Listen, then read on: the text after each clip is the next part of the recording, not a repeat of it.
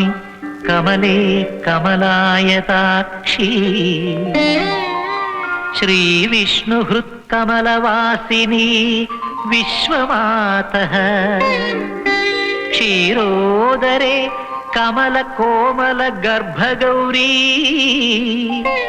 లక్ష్మీ ప్రసీద సతతం నమతాం శరణ్యే లక్ష్మీ ప్రసీద సతతం నమతాం శరణ్యే.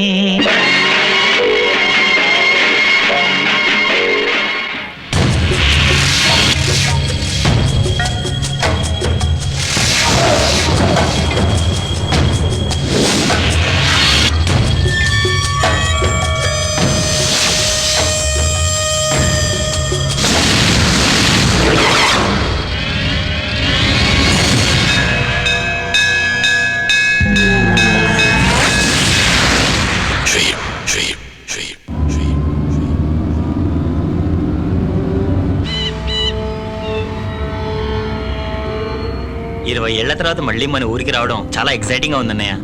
అవునన్నయ్య, లండన్ చూసిన కాళ్ళతో మన సొంత ఊరిని చూస్తుంటే పిజ్జా తిన్న నోటితో బజ్జీ తిన్నంత ఆనందంగా ఉంది. ఏమ్మా పాపకు మళ్ళీ ఆస్తమా తిరగబట్టిందా? ఇప్పుడు వాతావరణం చేంజ్ అయింది కదా బావగారు, 2-3 రోజులు ఇలాగే ఉంటుంది. వర్షాకాలమే ఇంత వేడిగా ఉంటే ఎండాకాలం ఇంకెంత వేడిగా ఉంటుందో.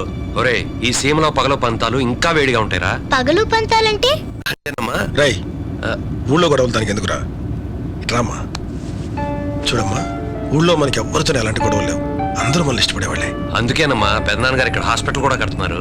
ఎందుకు అంటే మన ఊళ్ళో చాలా మంది పూర్ పీపుల్ ఉన్నారు కదా, వాళ్ళకి ట్రీట్మెంట్ చేసుకోవడానికి డబ్బులు ఉండవు. అందుకని మన హాస్పిటల్ కట్టి వాళ్ళకి ఫ్రీగా ట్రీట్మెంట్ ఇద్దామని.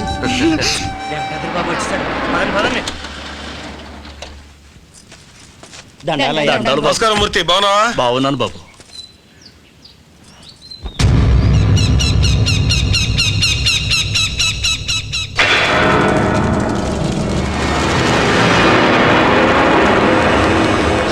ఎందుకంటే చేపలు ఏడ్చాయి గనక.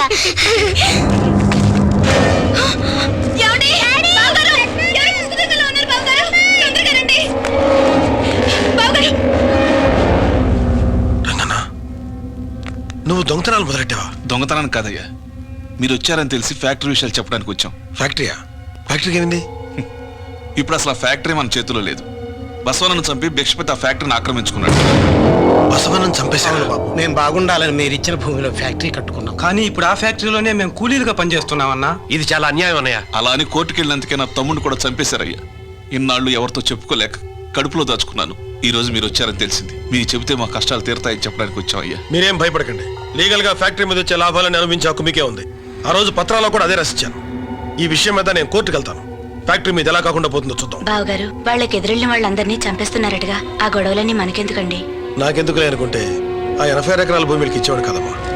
20 సంవత్సరాల పాటు విదేశాల్లో డబ్బు సంపాదించి ఇక్కడ హాస్పిటల్ కట్టకు వచ్చేవాడు కాదు. ఈ మట్టి మీద నాకున్న ప్రేమ అలాంటిది. నువ్వే కంగారు పడకమ్మా, మనకేం కాదు.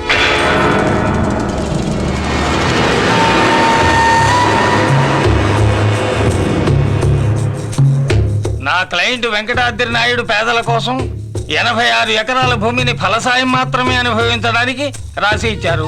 అదృష్టవశాత్తు అందులో గ్రానైట్ పడగా రైతులు కార్మికులుగా మారి తమ రక్తాన్ని చెమటగా మార్చి కట్టుకున్న ఫ్యాక్టరీని అన్యాయంగా మీరు ఆక్రమించేశారు. గత 20 సంవత్సరాలుగా వాళ్ళకి చెందాల్సిన లాభాన్ని మీరే అనుభవిస్తున్నారు.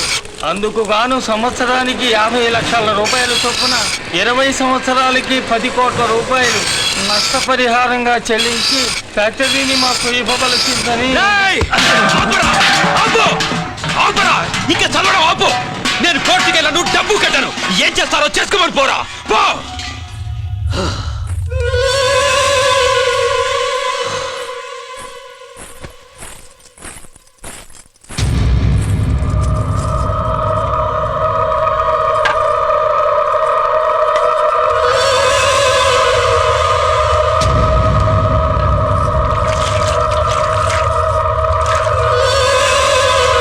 కోర్టుకు వెళ్లకుండా ఉండాల్సింది నువ్వు కాదు పెనివిటి, కేసేసిన వాళ్ళు.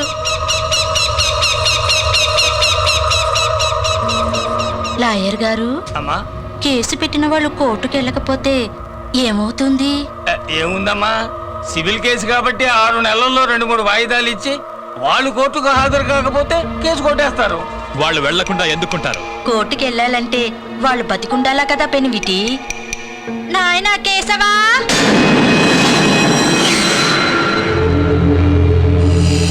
వాయిదాలు పెరిగిన కొద్దీ మీ నాన్న రక్తపోటు పెరుగుద్దయ్యా. అందుకని మొదటి వాయిదా కాకముందే వాళ్ళని చంపేసి మీ నాన్నగారు పాదాలు కడిగిన ఈ నీళ్లు తులసి నీళ్లుగా వాళ్ళ నోట్లో పోయి ప్రాణం తీసినా ఆ పాప అంటదు. ఆగు నాయనా. కూతురా అష్టలక్ష్మి, అన్న శుభకార్యానికి వెళ్తున్నాడు, ఎదుర్రామా.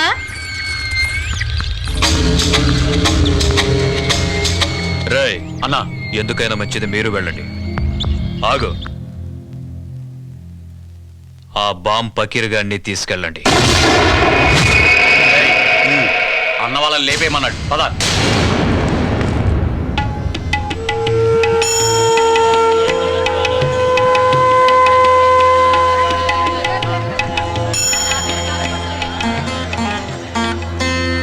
తీసుకోండి, కాఫీ తీసుకోండి. పర్వాలేదండి.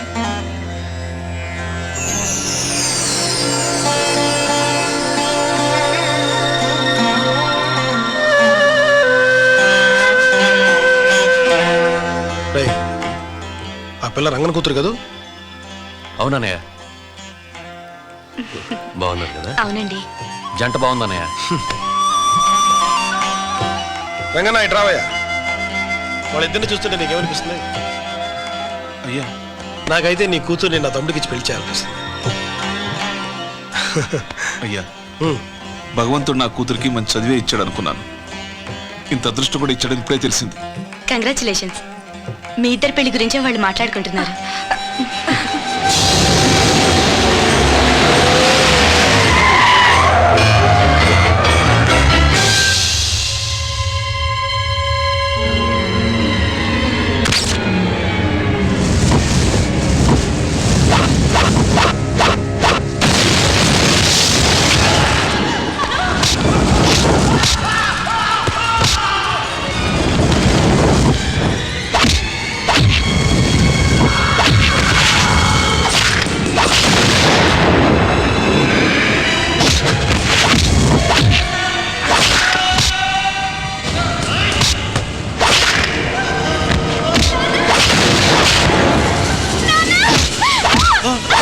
అయ్యా, నా కూతురు తీసుకెళ్ళండి.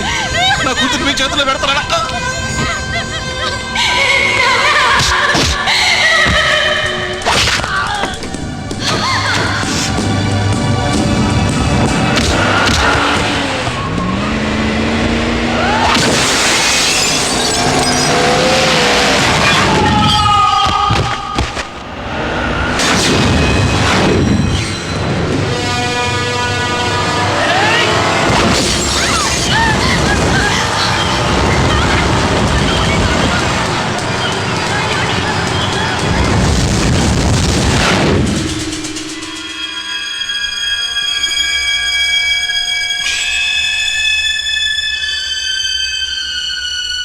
ఊరుకో భిక్షపతి, ఊరుకో. ఏడిస్తే నీ కొడుకు తిరిగి వస్తాడా? మర్చిపోవాలి. అందరూ ఏదో ఒక రోజున పోయేవాళ్ళమే కదా. నువ్వన్నా చెప్పమ్మా, కొడుకు పోతేనే కూతురుందిగా, అదే మనకు ప్రాప్తం అనుకోవాలి. బాగా చెప్పావన్నయ్యా. చెప్పినా వినకుండా నిన్నటి నుంచి ఏడుస్తూనే ఉన్నారు. వీడేవాడన్నయ్యా? నా కొడుకేనమ్మా, డిగ్రీ చదువుతున్నాడు. నమస్తే అమ్మా.